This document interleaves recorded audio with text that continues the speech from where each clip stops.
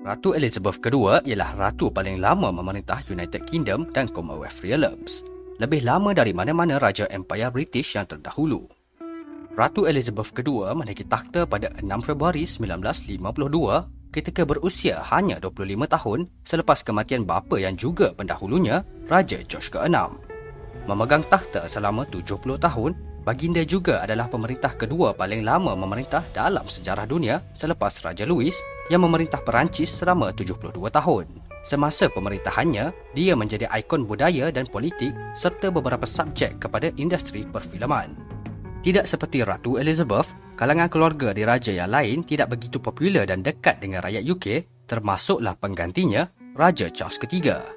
Dalam tinjauan pendapat baru-baru ini, ramai penduduk British masih sangsi dengan kebolehan Charles untuk meneruskan sistem monarki Britain itu. Ditambah pula dalam beberapa tahun kebelakangan ini, beberapa ahli keluarga diraja juga terlibat dalam skandal yang diketahui umum.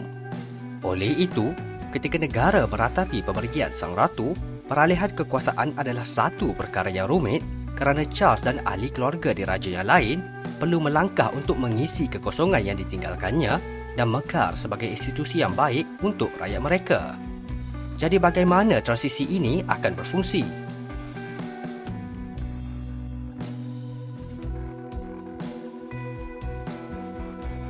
Pertama, jika dilihat pengaruh Ratu Elizabeth adalah amat mendalam dan sudah sebati dengan setiap aspek kehidupan seharian di Britain. Lagu kebangsaan UK dan beberapa Commonwealth Realms iaitu God Save the Queen pernah dinyanyikan sebagai penghormatan kepada baginda ratu. Imejnya pula terpampang pada wang tunai, shilling dan perkhidmatan pos, dan setiap pasport UK dikeluarkan atas nama Ratu Elizabeth. Jadi apabila Raja Charles menaiki takhta, kesemuanya harus dikemas kini, satu proses yang dijangka mengambil masa bertahun-tahun dan boleh menelan belanja berbilion-bilion. Dari segi budaya, ia akan menjadi perubahan besar bagi UK di mana kebanyakan orang dilahirkan di bawah pemerintahan ratu. Dan sementara perubahan itu boleh berlaku secara beransur-ansur, keluarga diraja menghadapi cabaran segera untuk menguruskan upacara pengebumian sang ratu dan pertabalan Raja Charles seterusnya. Seperti ibunya dan raja-raja British yang lain selama 900 tahun dahulu, Raja Charles dijangka akan menjalani pertabalannya di Westminster Abbey, iaitu sebuah gereja diraja di kota London.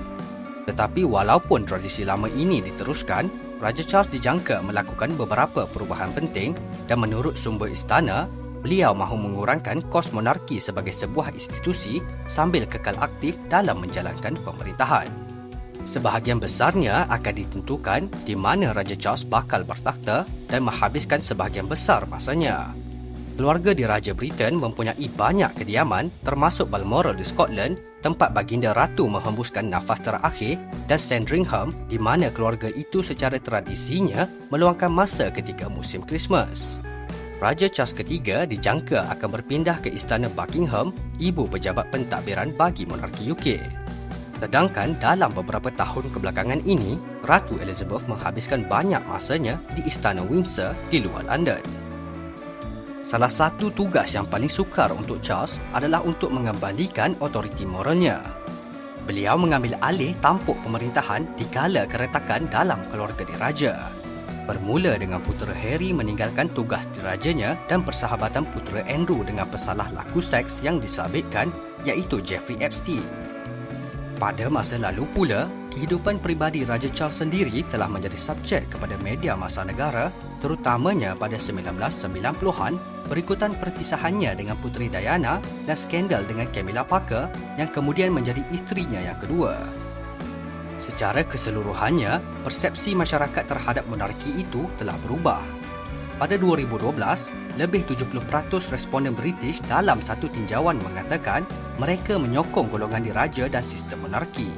Namun pada tahun ini, jumlah itu telah menurun sebanyak 11% dan 1 daripada 5 orang mempersoalkan sama ada Britain perlu menjalani transisi pemerintahan dengan mempunyai ketua negara yang dipilih seperti presiden. Itulah pilihan yang telah dibuat oleh banyak negara yang pernah menjadi sebahagian daripada Commonwealth. Barbados misalnya ialah negara terbaru yang telah menukar sistem pemerintahan politik kepada negara republik selepas hampir 300 tahun Ratu atau Raja British dianggap sebagai ketua negara. Memelihara nilai simbolik keluarga diraja hanyalah sebahagian daripada cabaran raja yang baru. Memastikan institusi itu kekal sesuai dengan tujuannya pada masa yang sama keistimewaannya hampir pudar dan terhakis adalah cabaran yang sukar. Di bawah Charles, usaha itu dijangka akan diambil lebih ketara dengan mengecilkan keluarga diraja kepada hanya 7 orang yang aktif yang mana ditugaskan untuk mengambil bahagian dan tugas-tugas khas dalam institusi monarki UK berbanding 10 orang sebelum ini. Ketika ditabalkan sebagai raja pada usia 73 tahun, Charles mempunyai beberapa dekad untuk mempersiapkan diri dan menimba pengalaman untuk mengambil alih tugas sebagai pemerintah, tidak seperti mendiang ibunya yang hanya berusia 20-an ketika menjadi ratu. Tatkala beliau menghadapi tugasan yang rumit untuk membentuk masa depan monarki British, Charles mungkin tidak akan menanggung beban mahkota dan takhta selama 70 tahun akan datang seperti mendiang ibunya, Ratu Elizabeth II. Raja Charles III hanya perlu menyempurnakan sistem monarki dan menyambung legasi ini untuk diserahkan kepada generasi diraja yang akan datang.